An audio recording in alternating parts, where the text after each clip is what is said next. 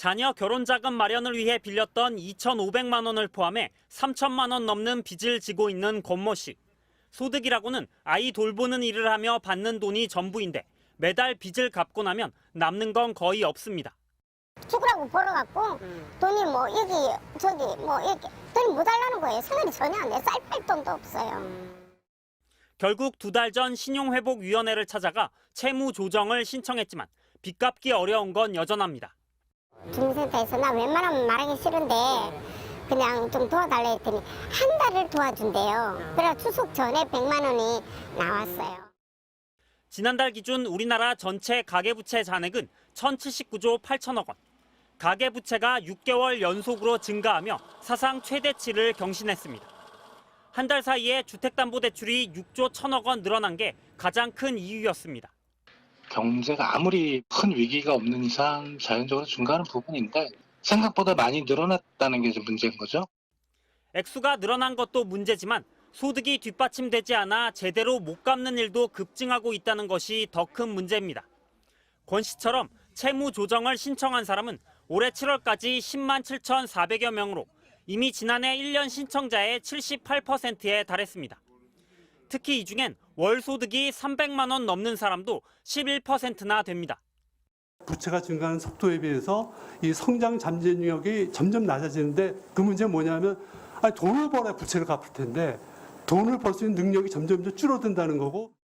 이번 달 역시 가을철 이사 수요 등으로 가계대출은 더 늘어날 가능성이 높은 상황.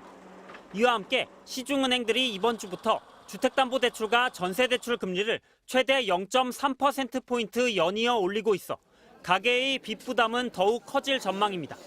MBC 뉴스 배주환입니다. 지난 2분기 가계가 이자 비용으로 쓴 돈은 월 평균 13만 1,000원. 1인 가구를 포함해 통계 작성이 시작된 2006년 이후 모든 분기를 통틀어 가장 많은 금액입니다. 월 평균 소득 479만 3천 원의 2.7% 수준인데 소득 대비 이자 비용의 비율도 역대 최대입니다. 금리 인상의 영향으로 가계 이자 지출은 가파르게 늘어나고 있습니다. 2021년 2분기 가계가 쓴 이자 비용은 월 평균 8만 6천 원.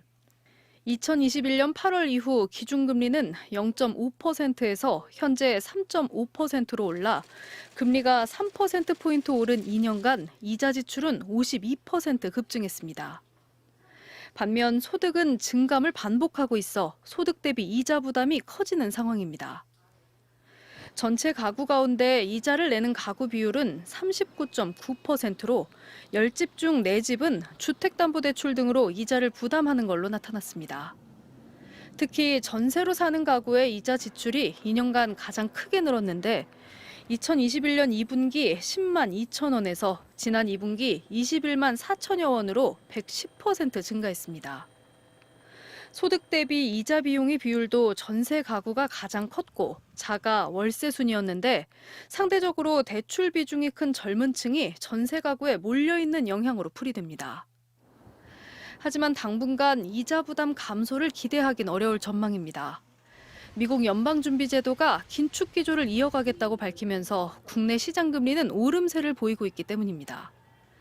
결국 가계 소비 위축으로 이어질 가능성이 높은데 실제 지난 2분기 가계 소비 지출은 2.7% 늘어나는 데 그쳐 2021년 1분기 이후 가장 낮은 증가율을 기록했습니다.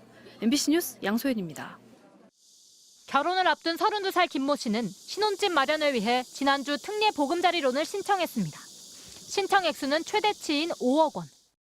소득 수준에 관계없이 LTV가 완화돼서 대출을 적용받을 수 있다는 점이 있어서 특례 보금자리론으로. 연 4.4%의 고정금리는 다른 상품보단 낮은 편이지만 여전히 이자 부담이 만만치 않습니다. 초반부에는 200 한 중반 정도, 그 정도 나가게 될 것 같습니다. 열심히 벌어도 빨리 갚아야 돼요. 최근 부동산 거래가 회복세를 보이면서 지난달 은행권 주택담보대출은 지난 3월 이후 5개월 연속 증가했습니다. 전체 가계대출 잔액도 지난달 말 1,068조 원을 넘겨 사상 최대치를 기록했습니다. 반면 빚을 제때 갚지 못해 이자율을 조정하거나 상환 기한을 미루는 등 채무 조정을 신청하는 사람도 크게 늘었습니다. 올 상반기 신용회복 신청자 수는 9만 2천 명으로 지난해 전체 13만 8천여 명의 70%에 근접했습니다. 고금리가 지속되면서 이자도 못 내는 대규모 가계부실이 우려되자 금융당국이 현장 점검에 나서기로 했습니다. 우선 총부채 원리금 상환 비율, DSR 규제를 회피하는 수법으로 지적받고 있는 50년 만기 주담대에 대해 만 34살 미만만 가입 가능하도록 하는 방안을 검토하고 있습니다. 소득에서 과도하게 그 범위가 넘어가는 지점이 있음에도 불구하고 DSR 모델을 만들었을 수도 있고 40년, 50년 주담대가 지금 활성화되면서 점검해야 될 부분들이 있기 때문에 주택담보대출에 적극적인 인터넷 은행에 대해선 소득심사에 문제가 없었는지도 살펴보기로 했습니다.